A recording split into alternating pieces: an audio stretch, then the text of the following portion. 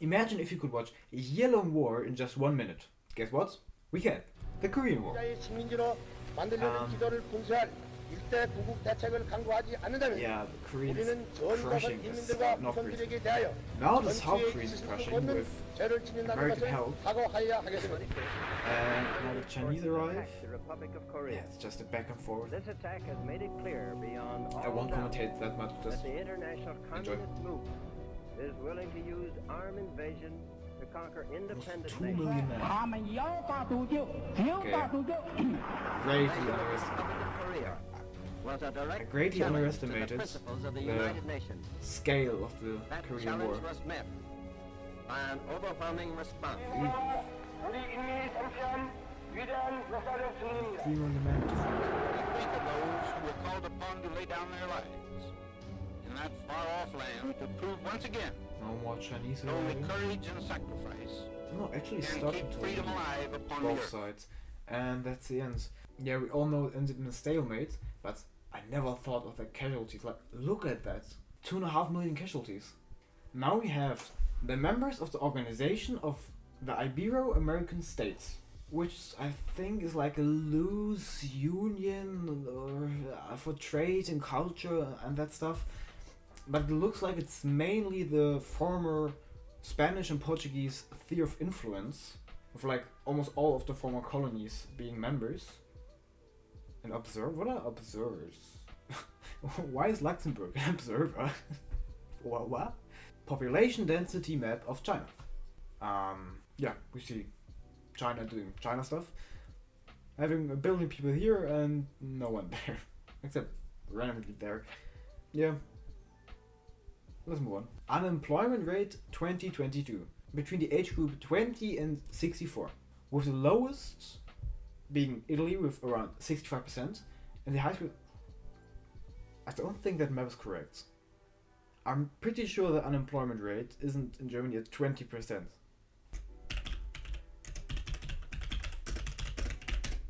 I'm pretty sure that map is wrong. Maybe just wrong data can happen. But if we look at that, the unemployment is way lower. The EU average is around 6%. The highest is Spain with around 13%. Then Greece, Italy, Lithuania at that high, and Sweden. Okay. The lowest is Czechia, Germany being around 3%. The US at 3.7. Yeah. And I kinda trust that data, which is from the official German Federal Bureau for Data or something, I don't know that in English.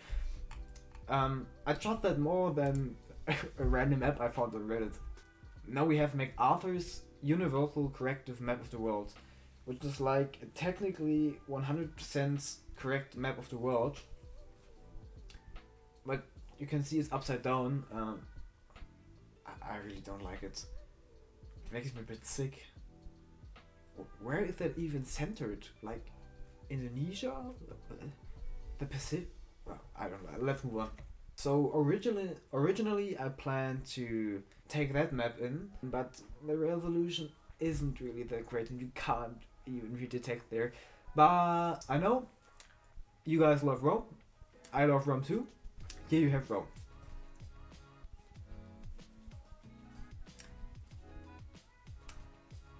And we go to the next one. Another population density map. Now of Egypt. As you probably could guess, because you probably like maps at least as much as I do.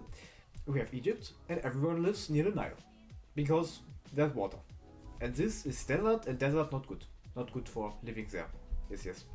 Except in the oasis we have there. That's probably beautiful if you live there. But imagine if you are here. Someone made a map of Europe by only using different countries' borders. So, for example, Finland as the UK, which scarily looks similar to the UK. I never thought about that. They're so close on the map, and I never thought about they looking so similar. Or Belarus and Ireland. Lithuania and Germany. Yeah, okay, I see that. Why someone don't recognize that. Also Saudi Arabia and Ukraine. Nepal and Sweden. That's insane. That looks too close. Whoever made that, good job.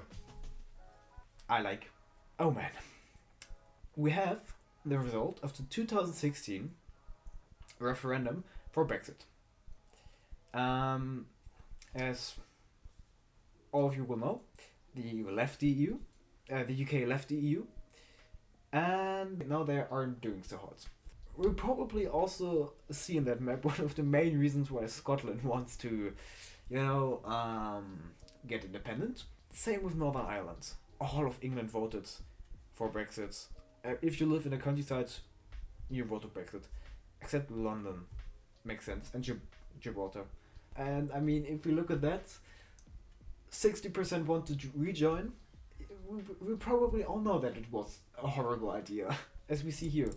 And with the Conservatives, the Tories, in the moment aren't doing so well, there's like a 99% chance, if not a 100% chance, the Labour Union will be the head of the next government in the UK. So we maybe see some closer relations to the EU, maybe rejoin, maybe? Yeah. Most of my European viewers should know that in the moment there's a huge, major heat wave in the south of Europe, hitting Portugal, Spain, Italy, Greece, Turkey, and we see that here with like 50 degrees Celsius in like most of the country, which is 122 degrees Fahrenheit for all my American viewers, and that really does not look healthy. And at the moment I wouldn't want to be in Spain with that high temperature. Topography map of Iceland. Iceland, good. There are mountains and snow and volcanoes and volcanoes. Good, I like. Let's move on. Now we have a map showing the former territories of the Mi'kmaq Confederation, which is like a former Native American confederation, I'm pretty sure, that at some point controlled most of New England and Newfoundland, which are generally cool borders. But, at some point the Europeans arrived, and we know the natives had some problems then. We can probably all imagine what happened to them. Now we have a map showing what percentage of a country's GDP that is part in NATO spends for the military. So the highest is, as we can expect, the US with this again is some of the very high resolution maps, but I think that means 3.4% for the US, and then the rest is kind of mixed. The East is generally higher. I can understand they have a very annoying neighbor over there, and then the more west you go, you like spend less, except like the UK and France. With Spain only spending, I think that means 0.4.